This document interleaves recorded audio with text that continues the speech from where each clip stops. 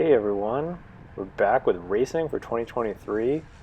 Got the first race of the Northern California season this last weekend. This is the Cal Aggie Crit up in Sacramento.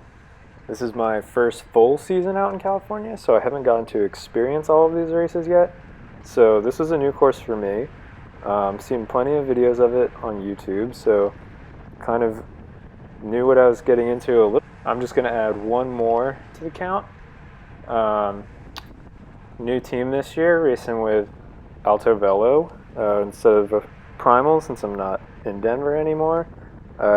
This is the Alto Velo kit right here in the orange and blue, and you'll see that was my teammate Jack, you'll see lots of him. So there's just the two of us in this race for our team. Plan was to follow moves that had the two big teams, which is Tyrone and Thirsty Bear. And then if nothing stuck, we'd line it up for the sprint at the end. And so you could see he was just coming back from covering a move, and I saw this move going, so I jumped on those wheels. This is a pretty effective strategy for getting into breaks if you've got any amount of teammates. The less teammates you have, the more picky you have to be. So like we only wanted moves that had the big teams represented, but if you have more, you can just cover everything. So here's the one tricky set of corners. That was a nice one, went down the outside, got a spot in that corner. It wasn't too hard to get spots in that corner. People were hitting a lot of brake, and it was not really necessary to get through there. But you could see, got a little reshuffling at the front. Oh, one guy up the front by himself still. So it's kind of like that set of chicanes that are interrupting this one otherwise long oval.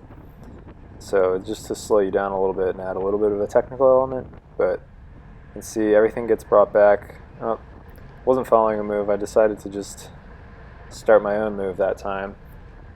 This was probably like 10 minutes into the race, so I think I was still pretty excited about it. I was pretty excited the whole time. I didn't make it very long in the race. We'll see later, but I threw a little attack here, didn't stick obviously, gets brought back. So here's later on, just sliding up the outside here, going the long way around the circle, which I tried to avoid doing, but there was usually more space on that side. You can see it's all spread across the road, so it's fairly easy pace at this point.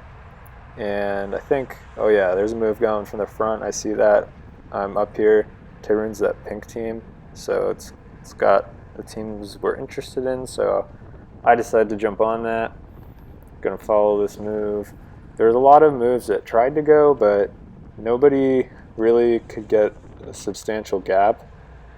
And like, I don't think like 2 or 3 people is enough for this course with how big our field was, like 45 people. But anytime a move would get past that to like 4 or 5, which started to maybe be dangerous, the field would shut it down. There's too many people eager about getting in it. And so you see another little move going up the left there, and there's my teammate Jack all over it. So this was one of the teams we wanted to follow. So thought we did a pretty good job sticking on moves. So I just get to follow now since he's following that attack. To sit on the wheels. It was nice being up towards the front in this race, mostly just for this part of the course. If you could go through these chicanes near the front, it made your life a lot easier. You didn't have to deal with other people's line choice or having to brake.